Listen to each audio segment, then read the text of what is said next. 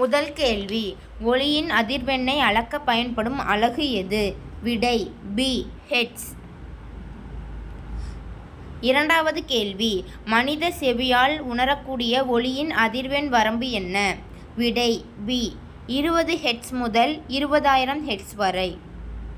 மூன்றாவது கேள்வி, 20,000 ஹெர்ட்ஸுக்கும் அதிகமான அதிர்வெண் கொண்ட ஒலி எவ்வாறு அழைக்கப்படுகிறது? விடை சி. மீயொலி. நான்காவது கேள்வி, ஒலியின் வேகம் எந்த ஊடகத்தில் அதிகமாக இருக்கும்? விடை டி. திண்மம். ஐந்தாவது கேள்வி, ஒலியின் உரத்தன்மையை அளக்க பயன்படும் அலகு என்ன? விடை பி. டெசிபல். ஆறாவது கேள்வி, ஒலி அலைகள் எவ்வாறு பயணிக்கின்றன? விடை பி. நெட்டலைகள்.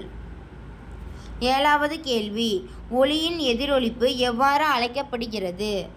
விடை பி. எதிரொலி. எட்டாவது கேள்வி, சோனார் எந்த கொள்கையின் அடிப்படையில் செயல்படுகிறது? விடை பி. எதிரொலி. ஒன்பதாவது கேள்வி, குற்றொலி எந்த அதிர்வெண் வரம்புக்குள் இருக்கும்? விடை பி. 20 ஹெர்ட்ஸுக்கும் கீழ். பத்தாவது கேள்வி, ஒலியின் வேகம் எவற்றை பொறுத்து மாறுபடும்? விடை டி. இவை அனைத்தும். நாம் இப்போ 10 கேள்விகளுக்கு பதில் சொல்லியிருக்கோம். இதோட மதிப்பெண்ணு தெரிஞ்சிக்க கீழே இருக்கிற மதிப்பெண் காட்டு அப்படிங்கிறத கிளிக் பண்ணால் எத்தனை ஆன்சர் கரெக்டாக சொல்லியிருக்கீங்கன்னு காட்டும். நாம் 10க்கு 10மே கரெக்டாக தான் சொல்லியிருக்கோம். இந்த பேஜ் உங்களோட சுய மதிப்பீடை தெரிஞ்சுக்கிறதுக்கும் நீங்கள் எக்ஸாமில் நல்லா ஸ்கோர் பண்ணுறதுக்கும் ரொம்ப யூஸ்ஃபுல்லாக இருக்கும். ட்ரை பண்ணி பாருங்கள். இதை படிச்சிட்ருக்கிற உங்களோட ஃப்ரெண்ட்ஸ் அண்ட் ஃபேமிலி மெம்பர்ஸ்க்கும் ஷேர் பண்ணுங்கள்.